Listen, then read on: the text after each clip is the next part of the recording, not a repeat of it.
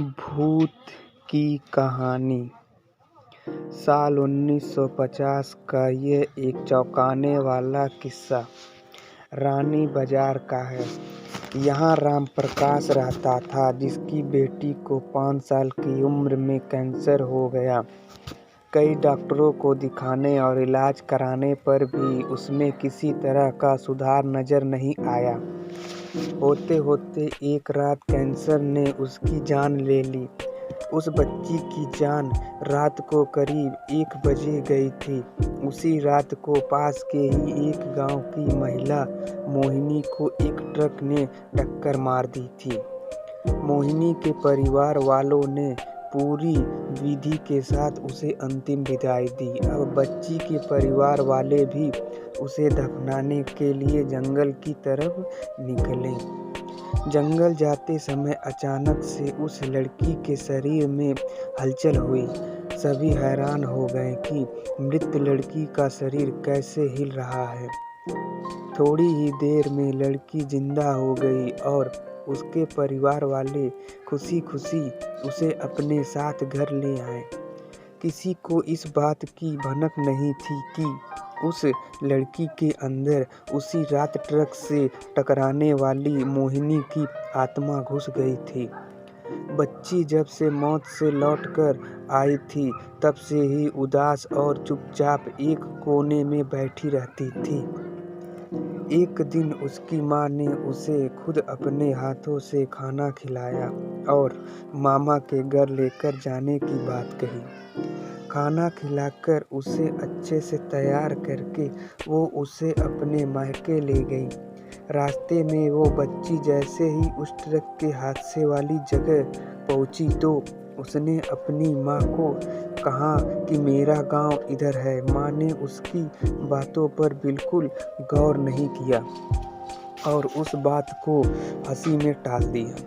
कुछ ही देर में वो अपनी बेटी के मामा यानी अपने भाई के घर पहुंच गई। 1-2 दिन बाद मामा जी के घर के आसपास ही बच्ची के अंदर घुसी मोहिनी को अपनी पड़ोसन सिमरन दिखी। उसने जोर से उसे नाम से पुकारा।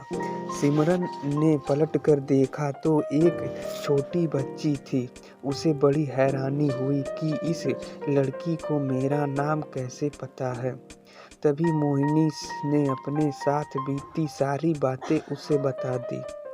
उसने कहा कि मेरे परिवार वालों ने मेरी मौत से ही पहले मुझे जला दिया था, इसलिए मेरी आत्मा भटक रही है। उसी दिन इस लड़की की भी मौत हो गई थी, तो मैं इसके शरीर में घुस गई। सिमरन ने ये बात अपने गांव जाकर सबको बता दी। पूरे गांव वाले और उसके रिश्तेदार मोहिनी से मिलने के लिए उसी बच्ची के मामा के घर के पास पहुंच गए। उस लड़की के अंदर रही मोहिनी की आत्मा ने सबको एक एक करके पहचान लिया। कुछ देर बात करने के बाद वो अपने परिवार वालों के साथ अपने घर चली गई। अब उस लड़की की माँ बच्ची को घर में न देखकर परेशान थी। जब उसे पता चला कि वो कुछ लोगों के साथ दूसरे गांव गई है तो वो उसे बुलाने के लिए चली गई। अपने परिवार के साथ खुश मोहिनी ने वापस आने से मना कर दिया था।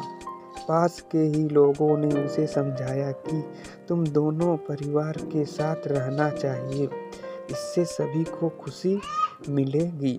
तुम किसी एक परिवार को दुखी नहीं कर सकती हो।